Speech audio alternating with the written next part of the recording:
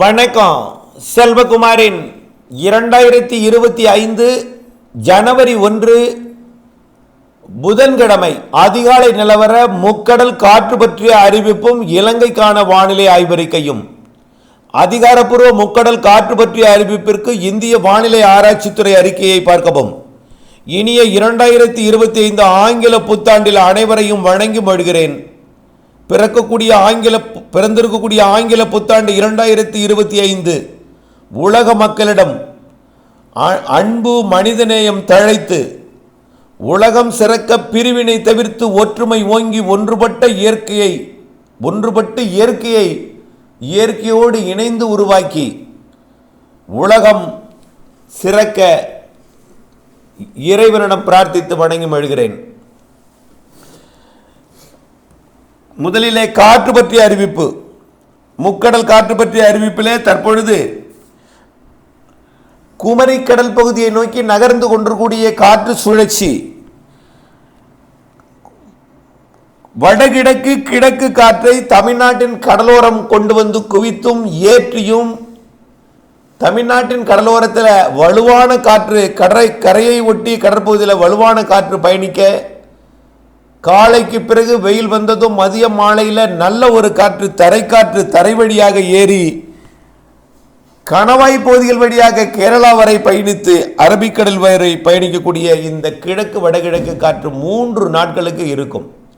4ஆம் தேதி வரை இருக்க வாய்ப்பு இருக்கிற காரணத்தினாலே கரையில் கூட மதியத்தில் சவால் நிறைந்த காற்று மரங்களை அசைக்கும் காற்று இருக்கிறது. கடந்த 3 நாட்களாகவே இன்னும் 3 நாட்களுக்கு அந்த காற்று இருக்கும். ஆகவே சற்று நீங்கள் சிந்தித்து பார்த்து செயல்பட வேண்டும். கடலுக்குள் இறங்குவது சவால் நிறைந்த ஒரு பணியாகும். குறிப்பாக காற்றோட வேகம் மன்னார் வளைகுடாவிலும் குமரி கடலிலும் வலுவாக வீசிக்கொண்டிருக்கிறது. குமரி கடலில் 65 கிலோமீட்டர் வேகம் கொண்ட காற்று பயணித்துக் கொண்டிருக்கிறது. இது மன்னார் வளைகுடாவில் 60-55 கிலோமீட்டர் வேகத்திலையும் பயணித்துக் கொண்டிருக்கிறது. ராமேஸ்வரம் பகுதியில் கூட 55 கிலோமீட்டர் வேகத்தில் இருக்குது. கோடியக்கரை முனையை ஒட்டி 45-50 கிலோமீட்டர் வேகத்திலும் வட தமிழ்நாட்டின் கரையை ஒட்டி 35-40 கிலோமீட்டர் வேகத்திலையும் இந்த காற்று இருந்து கொண்டிருக்கு.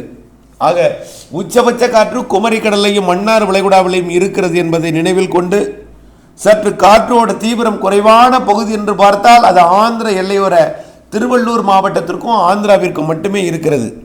புதுச்சேரிக்கு வடக்கே சற்று தீவிரம் குறைந்து 35 கிலோமீட்டர் வேக காற்று இருக்கிறது. அங்கே விசைப்படகால் மீன்பிடிக்கலாம். ஆனால் புதுச்சேரிக்கு தெற்கே விசைப்படகோ சாதாரண கட்டுமரம் பாய்மரம் எதுவுமே வேண்டாம் 3 நாட்களுக்கு. இந்த காற்று மதிய வேளையிலே கொஞ்சம் தீவிரமாகத்தான் இருக்கும். குறிப்பாக மாலத்தீவிற்கும் தூத்துக்குடிக்கும் இடைப்பட்ட பகுதியில் ஒரே மாதிரியான 65-70 கிலோமீட்டர் வேக காற்று ஒரே மாதிரியான காற்று வலுவாக தூத்துக்குடியிலிருந்து மாலத்தீவு பகுதியை நோக்கி வலுவாக வீசிக்கொண்டிருக்கிறது. கடுமையான ஒரு காற்று. அது சரக்கு போக்குவரத்துக்கு கூட கடும் அச்சுறுத்தலை கொடுக்கும். சவால், மிகவும் சவால்.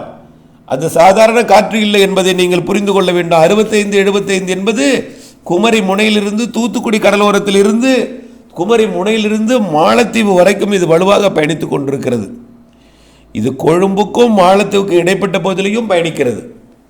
ஆக ஒட்டுமொத்த மன்னார் வளைகுடா குமரிக்கடல் மாலத்தீவு சுற்றுவட்டார பகுதி வலுவான காற்று பயணித்துக் கொண்டிருக்கிறது. பகலிலே தமிழ்நாடு ஏறி பயணிக்கக்கூடிய காற்று அது அப்படியே மேற்கு நோக்கி பயணிக்கும் பொழுது பாலக்காடு கணவாய், ஆரியங்காவு கணவாய், ஆரல்வாய் மொழி கணவாய் வழியாக இரவிலே நுழைந்து நள்ளிரவுக்கு பிறகு கடற்பகுதிகளில் நள்ளிரவிலே அதாவது அரபிக்கடலிலே அதாவது திருச்சூர் கோழிக்கோடு இடைப்பட்ட பகுதி, இன்னும் சொல்ல போனால் பொன்னானி கோழிக்கோடு இடைப்பட்ட பகுதியில் அதாவது குன்னம்குளத்திற்கு மேற்கே இருக்கக்கூடிய கடற்பகுதியில் வலுவாக இருக்கும். அதே போல் ஆரியங்காவு கணவாய் வழியாக அதாவது புனலூர் வழியாக கடையநல்லூர் வழியாக நுழையக்கூடிய காற்று கொல்லத்திலே கொல்லம் வர்கலா இடைப்பட்ட பகுதியில் கடலில் இறங்கி புனலூரில் இருந்து நேரடியாக மேற்கு நோக்கி பயணித்து கொல்லம் வர்கலாவில் கடலில் இறங்கி அது லட்சத்தீவு பகுதி வரைக்கும் கொஞ்சம் வலுவாக இருக்கும். இந்த காற்று நள்ளிரவுக்கு பிறகு நாளை அதிகாலையில் இருக்கும். ஒவ்வொரு நாளும் அரபிக்கடல் காற்று என்பது நள்ளிரவுக்கு பிறகு அதிகாலை நேரத்தில் இருக்கும். காரணம், பகலிலே தமிழ்நாட்டில் கரையேறுவது, உள் மாவட்டங்களில் மாலை பயணித்து இரவிலே மேற்கே பயணித்து அதிகாலை நள்ளிரவிலே அது அரபிக்கடலில் இறங்குகிறது. ஒவ்வொரு நாளும் 3 நாட்களுக்கு அரபிக்கடலில் இந்த அறிவிக்கப்பட்ட இடத்துல அந்த வலுவான காற்று இருக்கும். மேலும் வலுவான காற்று குமரிக்கடலில் இருக்கும், பூவாறு விழுங்கம் வரை இருக்கும், கொல்லங்கோடு வரைக்குமாவது கண்டிப்பாக இருக்கும்.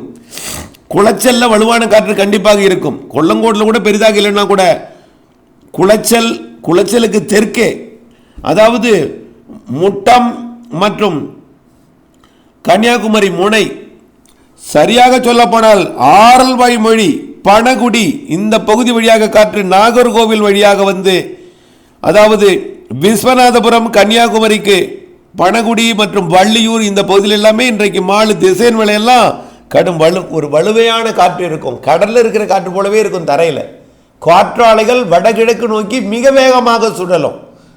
காற்றாலையில் உள்ள அந்த பேரிங் வந்து சரியாக அந்த அந்த பிக்கப்பை சரியாக அந்த இது கொடுக்கலைன்னா உடைந்து விடும். அந்த அளவிற்கு ஆரல்வாய் மொழி காற்றாலை மிக வேகமாக சுழலும். இன்றைக்கிலிருந்து 3 நாட்களுக்கு இந்த காற்று கன்னியாகுமரி, அதாவது விவேகானந்தர் பாறைக்கு பயணிக்கக்கூடிய அந்த பூம்புகார் கப்பல் போக்குவரத்திற்கு இடையூறை ஏற்படுத்தும் 2-3 நாட்களுக்கு.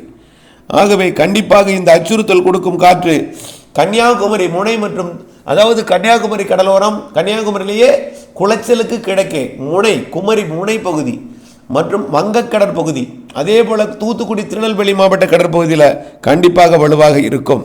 பெரும்பாலும் மதிய நேரத்தில் 3 நாட்களுக்கு தான் இது. 3 நாட்களுக்கு பெரும்பாலும் மதிய நேரத்தில் வலுவாக இருக்கும். மதிய நேரத்தில் தான் ஆரல்வாய் மொழியெல்லாம் மதிய நேரத்தில் வலுவாக இருக்கும் 3 நாளுமே. ஆகவே இதனை நினைவில் கொண்டு கண்டிப்பாக 4ஆம் தேதி வரை மன்னார் வளைகுடா குமரி கடற்பகுதியில் வேண்டாம்.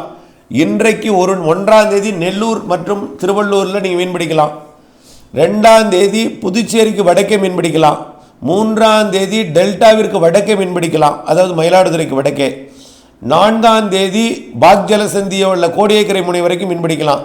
5ஆம் தேதி நீங்கள் ராமேஸ்வரத்துக்கு வடக்கே மீன் பிடிக்கலாம். 6ஆம் தேதி தான் நீங்கள் மன்னார் வளைகுடா குமரி கடலில் மீன் பிடிக்கலாம்.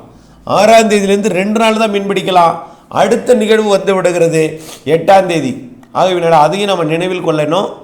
அப்புறம் தூத்துக்குடியிலேருந்து மாலத்தீவு, தூத்துக்குடி லட்சத்தீவு, தூத்துக்குடி கொழும்பு சரக்கு போக்குவரத்து 5ஆம் தேதிக்கு மேல் நீங்கள் தொடக்கலாம். 5ஆம் தேதியே காற்று இருக்கத்தான் செய்யும். 6ஆம் தேதி தொடக்க கேட்டுக்கொள்கிறேன். 6ஆம் தேதி முழுமையாக இந்த காற்று விலகிடும். 5ஆம் தேதி உங்களுடைய சுமை ஏற்றும் பணியை தொடங்கிருங்க. 6ஆம் தேதி புறப்படுவதற்கு சாதகம். 2 நாளில் பயணம் செய்ய மேற்கொள்ளலாம். 6, 7 2 நாள். 5ஆம் தேதி நீங்கள் தொடக்க வாய்ப்பு இருக்கிறது. 4ஆம் தேதி வரை வலிமையான காற்று இருக்கிறது என்பதை புரிந்து கொள்ள வேண்டும். அடுத்தது இலங்கைக்கான வானிலை ஆய்வறிக்கை. இலங்கைக்கு பொறுத்த வரைக்கும் தற்பொழுது இலங்கையில் மழை பொழிவு, அதாவது குமரி கடற்பகுதியில் நீடித்து கொண்டிருக்கூடிய, அதாவது இலங்கைக்கு தெற்கு புறம் வழியாக குமரி கடற்பகுதிக்கு தெற்கே மாலத்தீவு பகுதி நோக்கி, குமரி கடல் கிடையாது, குமரி கடல் பகுதிக்கு தெற்கு புறம் நீடித்து கொண்டிருக்கூடிய இந்த காற்று சுழற்சி இலங்கைக்கு இரு காற்று இணைவை ஏற்படுத்தி கொண்டிருக்கிறது. இலங்கையில் மழைப்பொழிவு காணப்படுகிறது. இன்றைக்கு நல்ல மழைப்பொழிவு இலங்கைக்கு இருக்கும். இன்றைக்கு மதியத்துக்கு பிறகு தெற்கு அரைப்பகுதி தான் இருக்கும். நாளைக்கு தெற்கு அரைப்பகுதி தான். நாளை 2ஆம் தேதி தெற்கு அரைப்பகுதி, 3ஆம் தேதி தென்கோடி பகுதியில் மட்டும்தான் இருக்கும். அதுவே கஷ்டம்தான். இப்போ 1ஆம் தேதி 2ஆம் தேதி மட்டும் இலங்கைக்கு மழை இருக்கிறது. ஒட்டுமொத்த இலங்கைக்கும் இன்னைக்கு வடக்கு கிழக்கு மாகாணங்கள் இருக்கும், நாளைக்கு தென்னிலங்கை இருக்கும். 3ஆம் தேதி மழை இருக்கும். எங்கே இருக்குன்னு பார்த்தீங்கன்னா வெப்பசலன மழை போல கிழக்கு நுழையும் காற்று, குளிர்காற்று மேற்கே வந்து மழைப்பொழிவை கொடுக்கும். அதாவது திரிகோணமலை மற்றும் அம்பாறை பகுதிகளில் நுழையக்கூடிய அந்த காற்று கோட்டை, காலி மற்றும் அதாவது கிழக்கு பகுதி கொழும்பு பகுதியில் வந்து மழை பொழிவை கொடுக்கலாம். மாலை இரவு நேரங்களில் 3ஆம் தேதி. அப்போ 1ஆம் தேதி 2ஆம் தேதி இலங்கைக்கு மழை உண்டு. 1ஆம் தேதி ஒட்டுமொத்த இலங்கை, 2ஆம் தேதி தெற்கு பாதி இலங்கை, 3ஆம் தேதி கிழக்கு தென்மேற்கு கரையோரம் கொழும்பு காலி இடைப்பட்ட கரையோர பகுதிகளில் 3ஆம் தேதி இருக்கும். 4ஆம் தேதி அதே போல் 3ஆம் தேதியும் 4ஆம் தேதியும் தென்மேற்கு பகுதியில் மழை இருக்கும். 5ஆம் தேதி ஓரிரு இடங்களில் தென்மேற்கு பகுதியில் இருக்கும். அது பார்த்தீங்களா, வடக்கு கிழக்கு மாகாணங்களுக்கு இன்றைக்கி மட்டும்தான். நாளைக்கு தென் அரை பகுதி, அடுத்தடுத்த நாள் 3 நாட்களுக்கு தென்மேற்கு பகுதியில் மட்டும் இருக்கும். அடுத்த நிகழ்வு 8ஆம் தேதி மழை பொழிவை தொடுக்க போகிறது இலங்கைக்கு. 9ஆம் தேதியிலிருந்து அடுத்த நிகழ்வு பொங்கல் நேரத்தில் கூட மழைக்கு வாய்ப்பு இருக்கிறது. 9ஆம் தேதியிலிருந்து 22ஆம் தேதி வரை இலங்கைக்கு மழை இருக்குது. பொங்கல் நேரத்தில் தீவிரம் குறைந்திருந்தாலும் பொங்கலுக்கு முன்னும் பொங்கலுக்கு முன் பின்னும் நல்ல ஒரு வலிமையான மழை பொழிவு இருக்கிறது. இலங்கைக்கு பருவமழை ஜனவரி இறுதி வரை இருக்கிறது என்பதையும், தமிழ்நாடு போலவே கோடை மழை சிறப்பாக இருக்கிறது என்பதையும் தெரியப்படுத்த விரும்புகிறேன். வானிலை அப்டேட்ஸ் அறிந்து திட்டமிட்ட பணி செய்து லாபமடைந்திட அன்போடு கேட்டுக்கொள்கிறேன். நன்றி.